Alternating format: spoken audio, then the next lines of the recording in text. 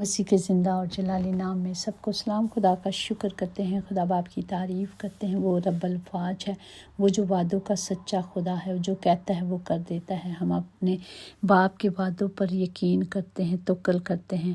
آج کے زندہ کلام کے لیے جو عیسائی نبی کی معرفت لکھا ہوا کلام ہے، 14 باب اس کی 24 آیات میں یوں محکوم ہے کہ رب الفاظ قسم کھا کر فرماتا ہے، یقیناً جیسے میں نے چاہا ویسے ہی ہو جائے گا، اور جیسا میں نے ارادہ کیا ہے ویسے ہی وقوع میں آئے گا۔ پاک کلام پر جان پر خدا کی برکت ہو، خدا کا شکر ہو، خدا باپ کی تعریف ہو کہ خدا نے جو کہا ہے وہ کہتا ہے، میں نے جو کہہ دیا میں کروں گا، کیونکہ میں ہی خدا ہوں، میرے سوا کوئی یہ کام کر نہیں سکتا، اور میں نے جو کہہ دیا، جو میں نے ارادہ کیا ہے وہ کوئی ٹال نہیں سکتا، وہ ٹل نہیں سکتا، کیونکہ خدا کے وعدے سچے اور برحق ہیں۔ اس نے کہا جو میرے منہ سے کلام نکلا ہے، آسمان اور زمین ٹل جائیں گے لیکن میرے منہ کی باتیں ہرگز نہ ٹلیں گی۔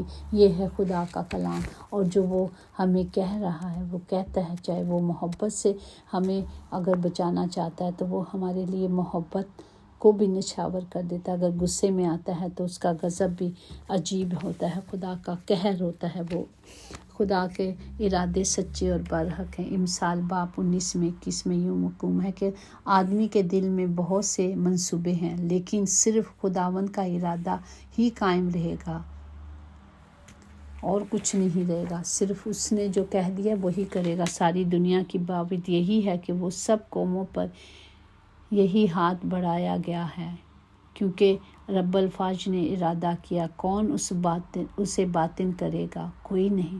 اگر اس کا ہاتھ بڑا ہے تو بڑھایا گیا ہے، اسے کون روک سکتا ہے؟ کوئی نہیں، کیونکہ خدا کا ہاتھ بڑا ہے۔ وہ کہتا ہے میرے کان بھاری نہیں ہو جاتے اور میرا ہاتھ چھوٹا نہیں ہو سکتا۔ اس نے جو کہہ دیا ہے، اگر اس نے کہا کہ میں تمہیں مشکلوں سے نکالوں گا تو وہ ہمیں مشکلوں سے بھی نکالے گا۔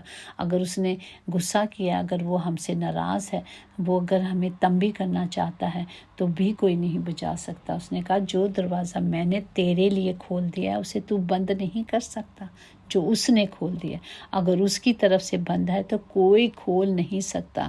اگر مجھ میں اور آپ میں ذرا سی بھی حکمت ہے، کلام کو، قدرت کو لے لیں گے تو ہی سب کچھ ہوگا۔ جب ہم کلام پر توجہ کریں گے، کلام کو مانیں گے تو ہمارا خدا ہماری مدد کرے گا۔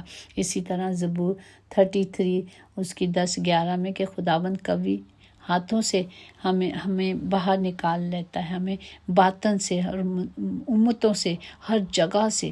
جب ہم اس کی مرضی پہ چلتے ہیں، جب اس کے ارادوں سے چلتے ہیں، اس کی صلاح سے چلتے ہیں تو وہ اب تک ہمارے ساتھ رہے گا، اب تک ہمیں بچائے گا، اور اس کے دل کے خیال نسل در نسل چلیں گے۔ وہ کہتا ہے نسل در نسل ہمارے ساتھ رہے گا۔ جو اس نے ابراہیم، اسحاق اور یعقوب سے وعدے کیے تھے، آج بھی وہ وعدوں کو پورا کر رہے ہیں۔ آج بھی ہمارے خدا، ہم کہتے ہیں نا یعقوب کا خدا، ابراہیم، اسحاق کے خدا، جو خدا نے ان سے وعدے کیے تھے، آج بھی وہ وعدے میرے اور آپ کے لیے خداوند پورے کر رہے ہیں۔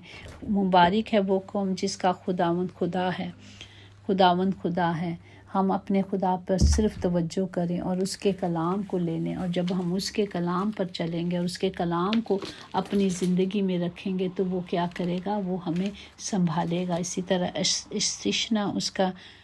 اسی طرح ہم دیکھیں گے استثنا 4 باب اس کی 23 آیات میں یوں محکوم ہے، سو تو احتیاط رکھ تا نہ ہو کہ تو خداوند اپنے خدا کے اس عہد کو جو اس نے تم سے باندھا ہے بھول جاؤ، اور اپنے لیے کسی چیز کی شبیہ کی کھودی ہوئی مورت بنا لو، جس سے خداوند تیرے خدا نے تجھ کو منع کیا ہے، کیونکہ خداوند تیرا خدا بھسم کرنے والی آگ ہے جو غیور خدا ہے۔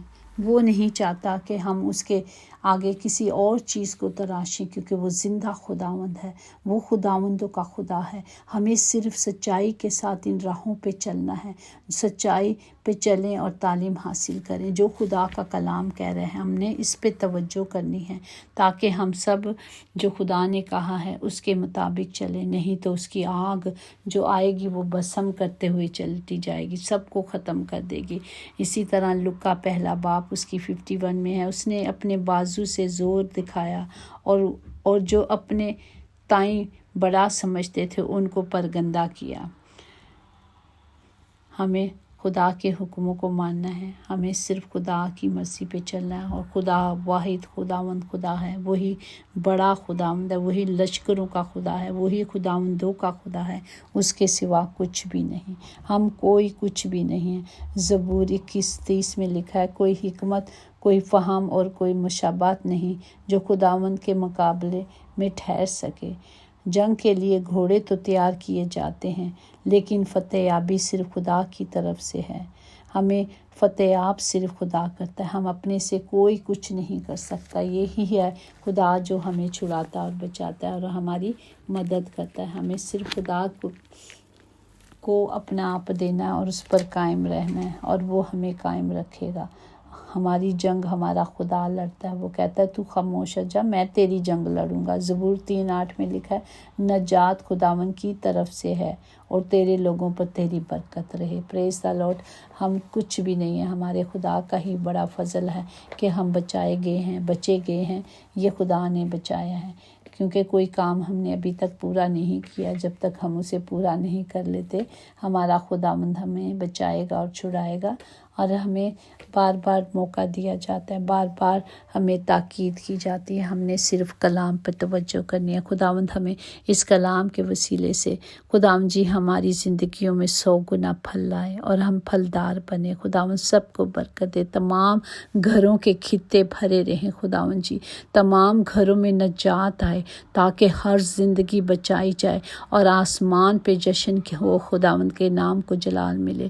خداوند یہی کلام ہماری زندگیوں میں خداوند جی جو ہو، ہم اسی کلام کے ذریعے اپنے باپ کی حضوری میں جانے والے بنے۔ خداوند ہمیں اپنے کلام کی تمام قدرتوں سے بھر دے۔ خداوند جی تمام بیماروں کے لیے شفا کو مانگتے ہیں، کیونکہ خداوند ہمارا باپ شافی ہے اور وہی شفا دیتا ہے، اور اس میں شفا ہے۔ باپ سب کو برکت دے، خداوند سب کی حفاظت کرے، آنے جانے میں خداوند جی، آمد و رفت میں ان کی سب کی مدد کریں، جہاں بھی خداوند جی تمام غریبوں، یتیموں، بے سہاروں، بے کسوں کے لیے جو مشکلوں میں ہیں، خداوند سب کے لیے آپ کی شفقت کو، آپ کی محبت کو مانگتے ہیں۔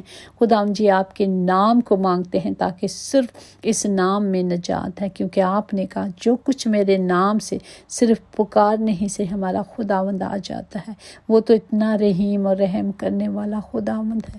جب ہم ہلکی ہی آواز سے یسوع نام کو پکار لیتے ہیں تو یسوع کے نام سے آنے سے زندگیاں اور حالات بدلی ہو جاتے ہیں۔ باپ سب پر رحم کریں اور اپنی شفقت کو عیاں کریں۔ یسوع کے نام سے ہم نے جو مانگا اور پایا ہے، آمین۔ یقیناً بھلائی اور رحمت عمر بھر ہم سب کے ساتھ ساتھ رہے گی، اور ہم ہمیشہ اپنے خدا کے گھر میں سکونت کریں گے، آمین۔ Praise the Lord. God bless you all.